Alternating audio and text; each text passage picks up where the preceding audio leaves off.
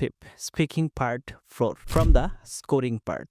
যদি আমরা আনস্কোরড পার্ট বা ওয়ার্ম আপ পার্ট সহ ধরি তাহলে হচ্ছে ফিফথ পার্ট, যেখানে আপনাকে একটা প্রেডিকশন করতে হবে। সাপোজ আপনারা আমাকে এই মুহূর্তে দেখতে পাচ্ছেন। এখন এই লেকচারটা শেষ হওয়ার পর আমি কি করব? এখান থেকে উঠে চলে যাব, নাকি এখানেই বসে থাকবো, নাকি এখানে বসে বসে অন্য কোনো কাজ করা শুরু করব? That's your prediction.